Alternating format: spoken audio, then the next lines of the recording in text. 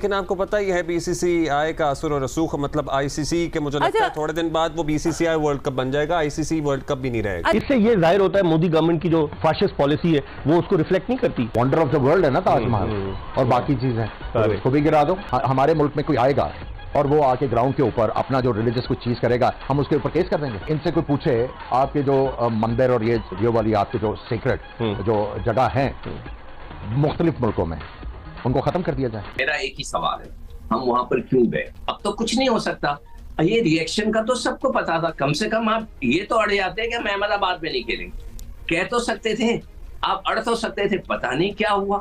मैं सिर्फ, मेरा सवाल ये है कि हमने अपने आप को डिग्रेड किया, क्यों किया? रिजवान अब ग्राउंड में नमाज नहीं अदा कर सकते। यानी आप ये देखें कि इस कदर प्रेशराइज किया गया है, इस कदर पाकिस्तानी प्लेयर्स को अंडर प्रेशर रखने की कोशिश की गई है कि पाकिस्तानी प्लेयर्स परफॉर्म ना कर पाए। इनकी इंतहा पसंदी का अंदाज़ा लगाएं। इनके क्राउड ने और इनके स्टेडियम में, नरेंद्र मोदी स्टेडियम में जय श्री राम के नारे लगे थे और बाकायदा तौर पे वहाँ पे स्टेडियम के अंदर स्पीकर्स के ऊपर जय श्री राम का जो भजन होता है वो बजाया गया था।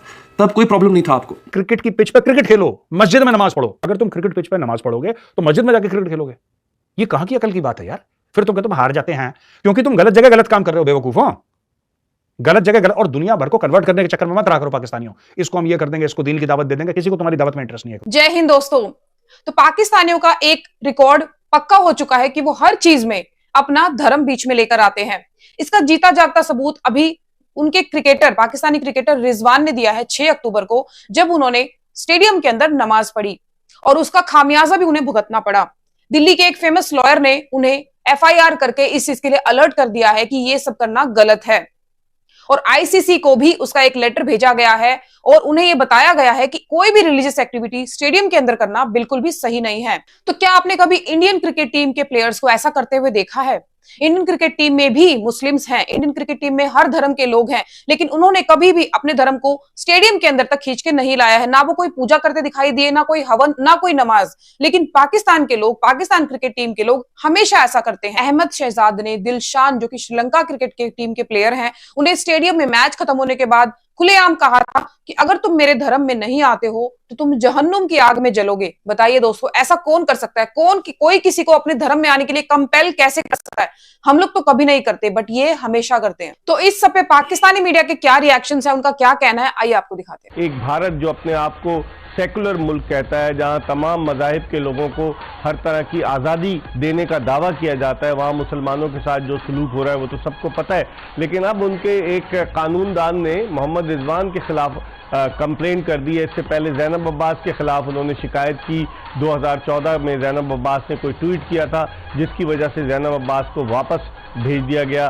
जब उन्होंने एक ट्विटर हैंडलर पे ज़ैनब अब्बास ने क्लैरिफाई किया है कि उन्हें डिपोर्ट नहीं किया गया, बल्कि आईसीसी ने, ब्रॉडकास्टर ने कहा कि आप चली जाएं। देखिए, आपने ज़ैनब की बात की, जो मेरा ख्याल है कि वो बैड टेस्ट क्रिएट हुआ उससे, और ये चीजें हमें पता था कि ये होनी है। ये रिजवान का फुटेज देखें कि वो वहाँ नमाज पढ़ रहे थे मैदान में, और उसका एक वकील ने कहा कि जी ये क्या हो रहा है। और देखें, हमारी तरह जो मेरा एक्सपीरियंस रहा है, बड़े कल्चर्ड लोग थे इंडिया में। हाँ। लेकिन ये क्या हो गया मेरी समझ से बाहर है। मोदी गवर्नमेंट के आने के बाद क्या है? देखें, ये अपने आप को, जिस तरह आपने कहा, सेक्युलर स्टेट कहते हैं, फिर अपने आप को ये लार्जेस्ट डेमोक्रेसी का भी क्लेम करते हैं, और उसके बाद जो है जो टॉलरेंस जो है, जो होनी चाहिए, जो सेक्युलर स्टेट में टॉलरेंस वो नहीं है। और आपने सही कहा कि मुसलमानों के साथ क्या होता रहेगा। सो ये चीज अब मैं आपको दूसरी तरफ लेके जाता हूं, जिनके बारे में ये कहा जाता था कि ये बड़े रेसिस्ट हैं, ये लिंच करते हैं दूसरे स्किन्स को और रिलीजन्स को, ये गोरों के बारे में ये बात की जाती थी। यही बंदा हर जगह पे गया, उसने यही किया है। ये आज उसने पहली दफा नहीं किया, ये ऑस्ट्रेलिया में भी इसने किया, ये इसने इंग्लैंड में भी किया, ये इसने अबू धाबी में भी किया, जहां जहां गया इसने किया। किसी ने कंप्लेंट की?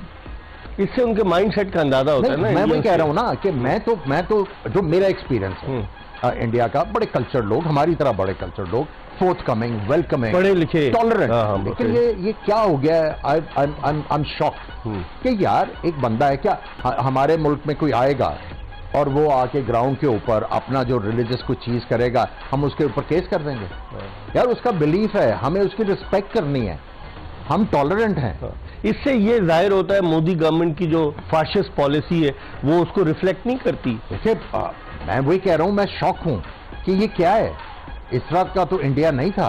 आई थिंक इनको जरा देखना चाहिए कि हम क्या कर रहे हैं और हमारी रेपुटेशन क्या बिल्ड हो रही है कि ये एक इनटॉलरेंट नेशन बनती जा रही है, इनको अपने अलावा किसी और चीज का पता नहीं है। I think that is bad for India. नारे सुने आपने जब पाकिस्तानी बैट्समैन आउट होके जा रहे थे, किस तरह के नारे लग रहे थे, और वो इंस्टिगेट करने की कोशिश कर रहे थे कि किसी तरीके से इनको इश्तियाल दिलाया जाए। बाकी ये चीजें आपको पता थी, हम इसलिए कह रहे थे कि आपको भी दांत दिखाने की जरूरत है। दांत होंगे तो दिखाएंगे ना। अब मैं तो हम सरप्राइज के इस नेशन की प्राइड कहां पे चली गई है यार। But anyways, coming back to the point, अगर रिजवान ये कर रहा है तो they should respect it, they should respect it कि भाई ये उसका बिलीफ है, ठीक है, और उसका राइट है, उसका राइट है। और दुनिया को इंडिया प्रिटेंड करता है कि हम तमाम मज़ाहिब का एहतराम करते हैं, हमारे यहाँ हर मजहब के, चाहे क्रिश्चियन हो, सिख हो, मुसलमान हो। नहीं, इनसे कोई पूछे आपके जो मंदिर और ये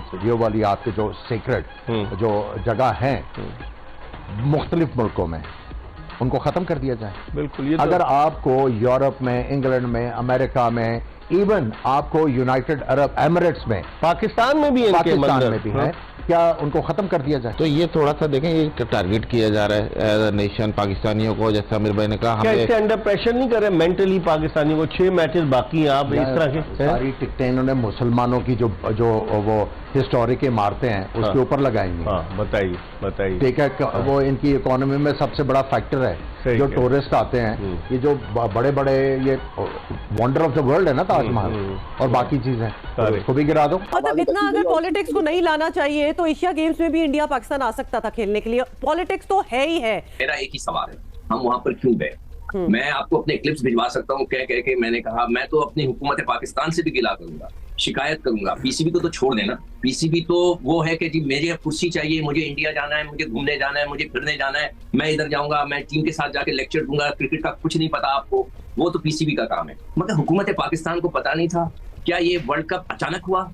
ये वर्ल्ड कप पिछले 2-3 सालों से इसकी तैयारी हो रही थी। सबको पता था हम भारत जा रहे हैं, सबको पता था कि हम अहमदाबाद जा रहे हैं, सबको पता था कि वहां पे क्राउड हॉस्टाइल है, सबको पता था कि भारत पाकिस्तान नहीं आएगा। मगर हमने अपने आप को डिग्रेड कर दिया। हम मतलब पैरों पे गिर गए कि नहीं हमने जाना है, हमने जाना है। भाई कुछ तो लिखवाते, एक वीजा आपको नहीं दिया, आप लिखवा तो लेते हाँ करने से पहले कि जी हमें आप कम से कम 10,000 वीजे देंगे, कम से कम आप हमारे जर्नलिस्ट को पहले ही वीजे दे देंगे। कुछ नहीं किया आपने। पता नहीं क्या पॉलिटिक्स है ये, कौन सी पॉलिटिक्स है कि जिसके अंदर आप गिरे जा रहे हैं। अब तो कुछ नहीं हो सकता। ये रिएक्शन का तो सबको पता था, कम से कम आप ये तो अड़ जाते कि हम अहमदाबाद में नहीं खेलेंगे, कह तो सकते थे, आप अड़ तो सकते थे। पता नहीं क्या हुआ। मैं सिर्फ, मेरा सवाल ये है कि हमने अपने आप को डिग्रेड किया, क्यों किया? हम हमारी हुकूमत से मैं पूछना चाहता हूँ, उस जमाने के प्राइम मिनिस्टर से, उस जमाने के फॉरेन मिनिस्टर से, आप लोगों ने क्यों नहीं सोची ये सारी बातें? उनको ब्रीफिंग क्यों नहीं दी गई? और हम जानना चाहते हैं कि एक आईसीसी वर्ल्ड कप हो रहा है, हम चाहें, लेकिन कुछ तो अपनी भी लाज रख लेते। यही बात कि हम अपने सहाफियों के लिए या अपने 5,000 से 10,000 भी मैं कहता हूँ ज्यादा, हम ये तय कर लेते हैं कि भाई हमारे 5,000 स्पेक्टेटर्स को, पाकिस्तानी शहरियों को आप पहले वीजा जारी करेंगे ताकि हमारी ग्राउंड में कुछ सपोर्ट मौजूद हो, ताकि लगे कि आईसीसी इवेंट है, जो कि कहीं नहीं लग रहा था। अब्दुल्ला, कल अगर उस जगह पे अहमदाबाद में हमारे 10,000 लोग भी होते, 1,30,000 का क्राउड था, उन बेचारे 10,000 का तो कीमा बन जाता अगर वो नारे लगाते। तो ऐसा नहीं होता। आपको अपने आप देखें क्या होता अगर हम आईसीसी के टूर्नामेंट में हुकूमत पाकिस्तान मना करती। अतीक भी यहाँ पे है, ये भी जर्नलिस्ट है, आप भट्टी साहब से पूछ लीजिएगा, याया से पूछ लीजिएगा। अगर हुकूमत पाकिस्तान सिक्योरिटी के बेस पे मना करती तो पैसे थोड़े से कम मिलते, पैसे ही कम मिलते ना, और क्या होता? आप क्या समझते हैं कि वो अगली दफा आएंगे चैंपियंस ट्रॉफी में पाकिस्तान? कभी भी नहीं। वो तो नहीं आएंगे। उन्होंने तो बड़ी अच्छी तरह अपने फ्यूचर प्लान भी बता दिए। सिकंदर, क्या हम जाएंगे दोबारा?